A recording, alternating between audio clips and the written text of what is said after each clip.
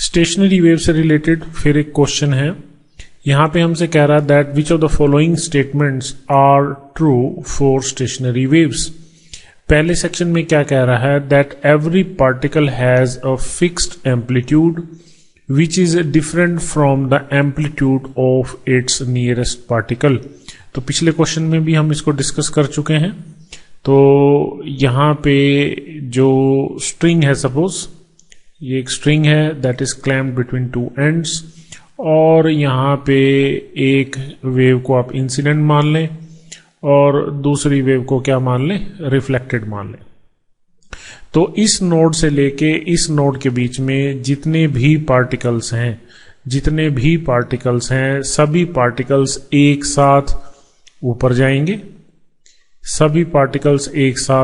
जाएंगे, तो सभी के एम्पलीट्यूड्स अलग अलग हैं और इसके पार्टिकल्स, इस सेक्शन के पार्टिकल्स सभी एक साथ नीचे जाएंगे। ठीक है, नेक्स्ट टर्म में क्या होगा कि इसके पार्टिकल्स नीचे आएंगे, ठीक है, क्योंकि सभी पार्टिकल सिंपल हार्मोनिकली वाइब्रेट कर रहे हैं।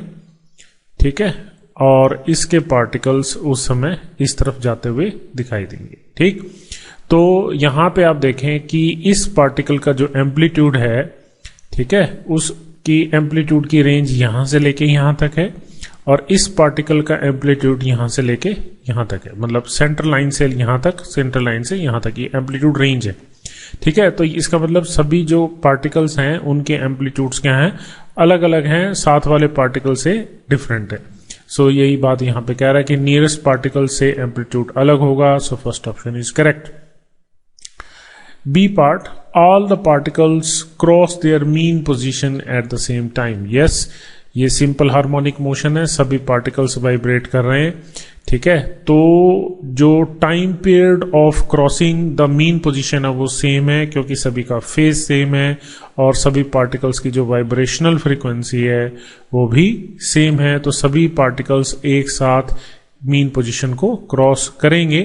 ठीक है, मतलब किन्हीं दो नोड्स के बीच में यहां पे, ठीक, इधर करेंगे तो साइमल्टेनियसली ये ऊपर एक जब ऊपर से नीचे आ रहा होगा तो दूसरा नीचे से ऊपर जा रहा होगा। ठीक है, तो यहां पे वेव के अंदर ये सिचुएशन रहेगी।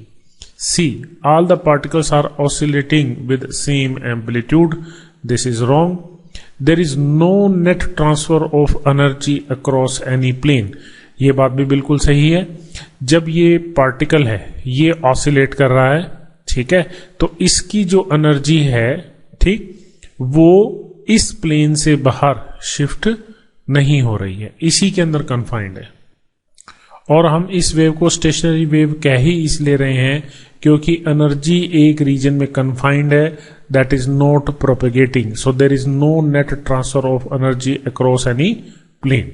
ठीक है, ई पार्ट के अंदर कह रहा है there are some particles which are always at rest. तो ये बात भी बिल्कुल सही है कि कुछ पार्टिकल्स ऐसे होंगे जो हमेशा क्या रहेंगे, रेस्ट पे रहेंगे। तो वो पार्टिकल्स क्या हैं, नोड्स हैं, ये पार्टिकल्स हमेशा रेस्ट पे रहेंगे। क्लियर, तो उनका कोई डिस्प्लेसमेंट नहीं होगा, मतलब उनकी कोई मूवमेंट नहीं होगी। तो हमारे पास यहां पे केवल 4 ही ऑप्शन करेक्ट हैं, A, B, D and E. C option is wrong.